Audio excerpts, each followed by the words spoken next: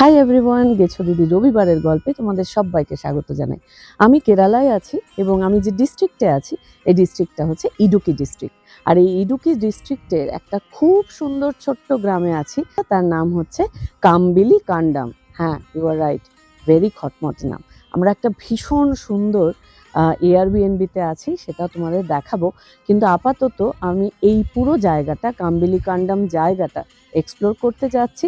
তো আমি মনে হয় যে অনেকের কাছে it can be a new place. So আজকে সারাদিন কি কি ঘুরবো সেটা তোমাদের সঙ্গে শেয়ার করো। আপাতত চলে এসো আমার সঙ্গে।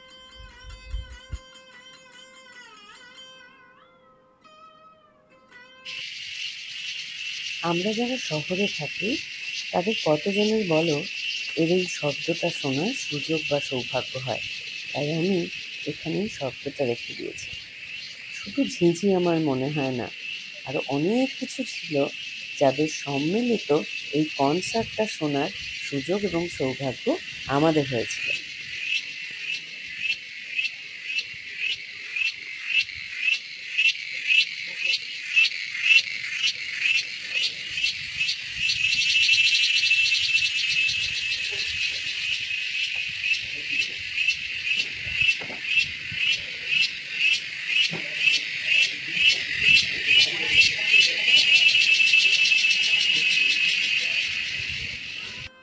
এক্ষুনি যে ঝিঁঝিওয়ালা কনসার্টওয়ালা বারান্দাটা তোমরা দেখলে আর বেঞ্চ পাতা রয়েছে, আমি ইনফ্যাক্ট রেকর্ডিং করতে করতে ভাবছিলাম যে ইস, আবার যদি ওই জায়গায় যাওয়া যেত।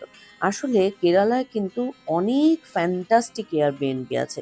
আমি শিওর এয়ারবিএনবি তোমরা জানো, যেখানে বাড়ির মতন থাকা যায়, রান্নাঘর, ওয়াশিং মেশিন, গ্যাস ইত্যাদি প্রভৃতি থাকে। এবং কেরালায় এত ভালো ভালো এয়ারবিএনবি আছে যেটাতে থাকা সত্যিই খুব ভালো, এবং সেগুলো যে বিশাল এক্সপেন্সিভ হয় তাও নয়। আমাদের এই এয়ারবিএনবিটা কিন্তু ভীষণ ভালো ছিল। দোতলা ছিল একটা। দোতলায় গিয়ে সুজয়দা বিস্তর খেলা দেখেছে। তখন ওর সারাক্ষণই ওর ক্রিকেট নয় ফুটবল কিছু না কিছু খেলা চলে। তো আমরা ভীষণ এনজয় করেছি। আর কেরালার এয়ারবিএনবি গুলোতে আমি দেখেছি ওরা সানলাইট ভীষণভাবে ব্যবহার করেন, এবং ঘরের ভেতরে ন্যাচারাল লাইট যাতে হয় তার ব্যবস্থা ভীষণভাবে থাকে। আমাদের এই এয়ারবিএনবিটা সুন্দর তো ছিলই ভীষণ। এখানে যে টয়লেটটা ছিল তোমাদেরকে আমি এক্ষুনি দেখাবো, সেই টয়লেটের ভেতরে একটা বিরাট সানলাইটওয়ালা জায়গা ছিল, এবং যেখানে অ্যাকচুয়ালি যাতে আলো জ্বালাতে না হয় তার কিন্তু একটা ফ্যান্টাস্টিক ব্যবস্থা ছিল, and I just loved it. আজকে আমাদের রান্না করে খাওয়ার প্ল্যান, তাই এই যে তরকারি কাটছি। আমাদের একটা মিক্স ভেজিটেবল হবে এটা দিয়ে, তাই আমরা কাটছি। রান্নাটা করবে তো তোর বর? হ্যাঁ, সেটা আমার বল। বর এটা রান্না করবে। আর কি কি সবজি কাটছিস একটু বল। আলু, বিনস, বেগুন, গাজর, বাঁধাকপি, কুঁদলি, ও কুঁদরিও পেয়েছিস না? হ্যাঁ, আর টমেটো। সর্ষের তেল কিনে এনেছিস? সর্ষের তেল কিনে এনেছি। দেখা যাচ্ছে আশা করছি।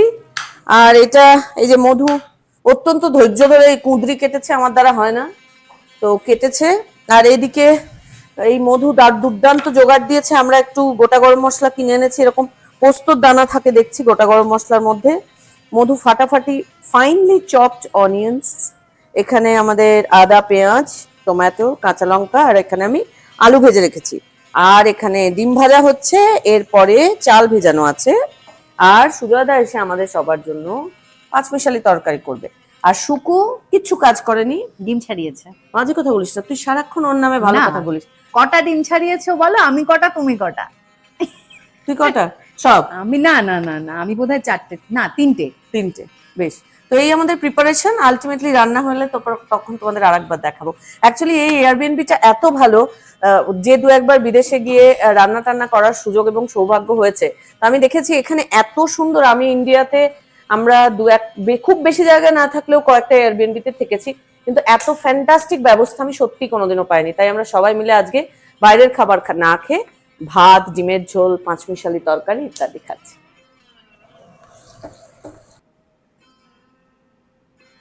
ভিডিও এডিট করতে গিয়ে অ্যাজ ইউজুয়াল কার ফোনে যে লাস্ট রান্নার ভিডিওটা তুলেছিলাম সেটা আর খুঁজে পেলাম না। কিন্তু আলটিমেটলি আমাদের পাঁচমিশালি তরকারি ওয়াজ সুপার হিট। সুজয়দা অসাধারণ বানিয়েছিল। জনগণ বলেছে আমি ডিমের ঝোল ভালো বানিয়েছি, আর মধু ভাত রান্না করেছিল, সবটাই কিন্তু খুব ভালো ছিল। তো আমরা যাওয়ার পথে এরকম একটা র্যান্ডম জায়গায় নেমে পড়েছিলাম এবং সেখানে বিস্তর চড়াই উতরাই পেরিয়ে আমরা একটা খুব সুন্দর জায়গায় গেলাম। দাঁড়াও দেখাচ্ছি তোমাদের। সুকু যখনই গাড়ি চালায় ও ভীষণ ভালোভাবে রোড ম্যাপটা দেখে, তাই আমরা আজকে যে জায়গাটায় যাচ্ছিলাম সেটা একটা হালকা ডিট্যুর করে আমরা একটা জলপ্রপাতের কাছে নেমে এলাম। জলপ্রপাতে যদিও এখন খুব একটা জল নেই, বাট হু কেয়ার্স। আর একটা ইম্পর্টেন্ট কথা, সেটা হচ্ছে এই নামতে নামতে হালকা চড়াই উতরাইয়ে আমি বিরাট মুখস্থ করতে করতে নামলাম যে এই জলপ্রপাতটার কি নাম, কিন্তু অ্যাজ ইউজুয়াল এই বিরাট খটোমটো উচ্চারণ আমি একদম ভুলে মেরে দিয়েছি। আর নিচে এসে জলও নেই, but who cares, I am just loving the place. C.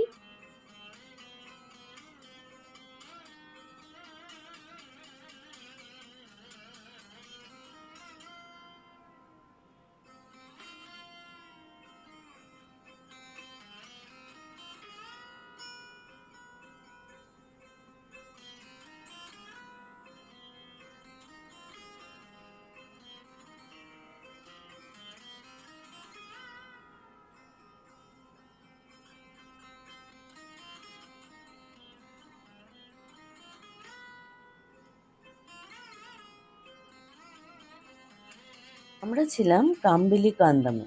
ওখান থেকে ১ ঘন্টা দূরে এখন যে জায়গাটায় এসেছি সেই জায়গাটার নাম রামাক্কাল মেডু। এটাকে ক্রেডল অফ উইন্ড অ্যান্ড উইন্ডমিলস বলা হয়। এটা একটা ভীষণ সুন্দর ছোট্ট গ্রাম, যেটা ইডুকি ডিস্ট্রিক্টের ওয়েস্টার্ন সাইডে অবস্থিত এবং ৩৫০০ ফিট সি লেভেলের ওপরে অবস্থিত।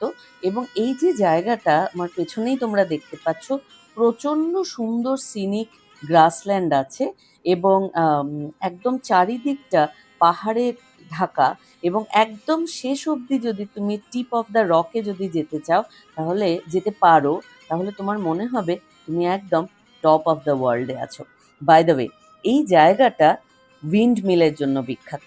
ভীষণ সুন্দর সুন্দর উইন্ডমিল আছে এবং আমি এরকম উইন্ডমিলে এসে একদম উইন্ডমিলের নিচে দাঁড়ানোর সুযোগ বা সৌভাগ্য আমার কোনোটাই এর আগে হয়নি।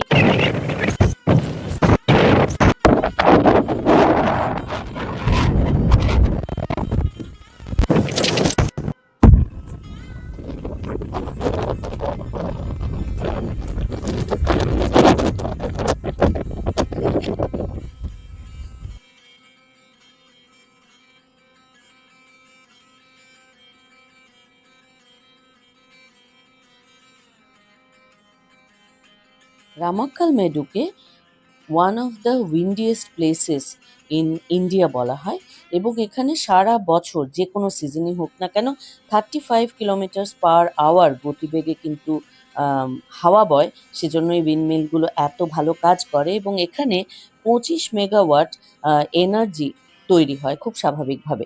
আর এই জায়গাটার একটা হিস্টোরিক্যাল বা মিথোলজিক্যাল গল্প পড়ছিলাম। রামাকাল মেডু লিটারারি মানে হয় land of Rama stone or land where Rama kept his leg. এটার অনেক রকম ইন্টারপ্রিটেশন আছে, অনেক রকম গল্প আছে, যেটা বলে যে এই জায়গাটার সঙ্গে রাম এবং আমাদের যে বিখ্যাত এপিক রামায়ণ সেটার কিন্তু একটা সংযোগ আছে। এমনকি এটাও বলা হয় যে রাম রাবণের হাত থেকে যখন তার স্ত্রীকে উদ্ধার করতে যাচ্ছিলেন, তখন রামাক্কাল মেডু থেকেই তিনি যাত্রা শুরু করেছিলেন।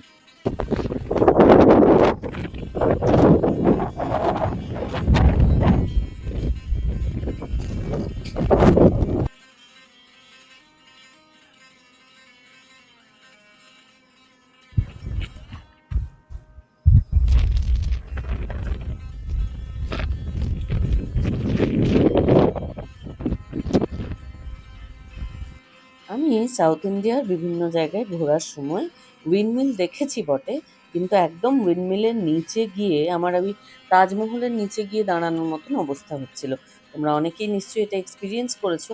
তাজমহলের নিচে না দাঁড়ালে বোঝা যায় না অ্যাকচুয়ালি তাজমহলটা কি হিউজ। এনিওয়ে, উইন্ডমিল দেখে আমরা এই যে জায়গাটায় প্রবেশ করছিলাম, এই জায়গাটার নাম হচ্ছে কার্ডামাম হিলস। এটাও কিন্তু সুকু হঠাৎ করেই গাড়ি চালাতে চালাতে বলল যে চলো তো এদিকে কাছাকাছি আছে, কার্ডামাম হিলসটা ঘুরে যাওয়া যাক। এই জায়গাটাকে ইয়েলা মালাও বলে। এটা একটা হিউজ মাউন্টেন রেঞ্জ যেখানে প্রচুর এলাচ তৈরি হয়।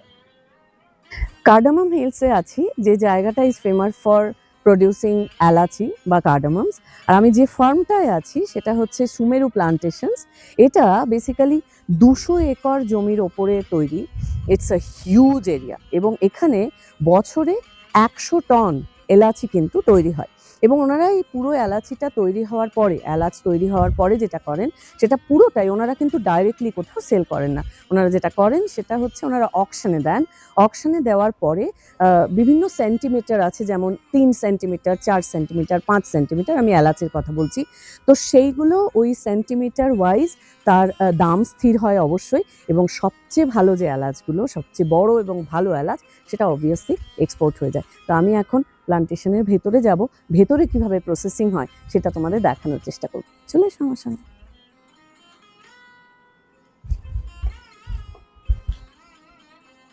আচ্ছা, এবার এলাচ তৈরির প্রসেসটা বলি। ইউজুয়ালি এলাচ যখন সবুজ থাকে কিন্তু পুরোপুরি পুষ্ট হয়, তখন ফসল সংগ্রহের উপযুক্ত সময়। সাধারণত কাঁচি দিয়ে সাবধানে ডাঁটা থেকে এই যে তোমরা অনেক সবুজ এলাচ দেখছো, সেগুলো কেটে সংগ্রহ করা হয়। প্রথম কাজ হচ্ছে পরিষ্কার করা।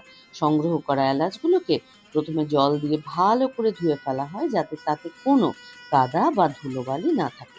এরপরে আর্দ্র যে এলাচগুলো পেলাম আমরা, সেগুলোকে রোদে শুকোনো হয়। তবে এখন বড় পরিসরে এলাচের গুণগত মান এবং উজ্জ্বল যে সবুজ রং, সেটাকে ধরে রাখার জন্য আধুনিক ড্রায়ার ব্যবহার করা হয়, বা ওভেনে নির্দিষ্ট তাপমাত্রায় কিন্তু শুকনো করার প্রসেসিংটা হয়। শুকোনোর পরে এলাচের যে ডাঁটা বা ছোট অংশ, সেগুলোকে ছেঁটে ফেলা হয় এবং আকার এবং রঙের ওপর ভিত্তি করে আলাদা আলাদা গ্রেড করা হয়, এবং তারপরে স্বাভাবিকভাবেই বাজারজাতকরণের জন্য প্যাকেজিং করা হয়। এবং আমি যেখানটায় দাঁড়িয়ে আছি এটা অ্যাকচুয়ালি কার্ডামাম হিলস এর মধ্যে অবস্থিত, এবং এই পুরো জায়গাটা ইজ ফেমাস ফর প্রডিউসিং কার্ডামামস। এবং এখানে বেস্ট কোয়ালিটি এলাচ তৈরি হয়। ইটস ভেরি এক্সপেন্সিভ, কিন্তু ভীষণ ভালো কোয়ালিটির। এবং এনারা বলছিলেন যে এনাদের প্রসেসিংটা ভীষণ ইউনিক এবং ভীষণ পিওর। সুতরাং সেখানে কোনো রকম মিক্সিংয়ের কোনো জায়গা নেই। তবে আমি একদম এলাচ গাছের নিচে দাঁড়িয়ে আছি, এবং এই যে এলাচ ধরে আছে, এই যে এলাচগুলো ধরে আছে তোমরা হয়তো দেখতে পাচ্ছ। তো আমি এভাবে কাছ থেকে দেখিনি, তো আমি খুব এক্সাইটেড হচ্ছি আর কি, অ্যাজ ইউজুয়াল। আর এই এই গাছগুলো অ্যাকচুয়ালি 2 বছরের পুরনো। তো দেখতেই পাচ্ছ বেশ উঁচু গাছ। হ্যাঁ, তো এই পুরোটা গ্রোথ হতে মোটামুটি 2 বছর সময় লেগেছে।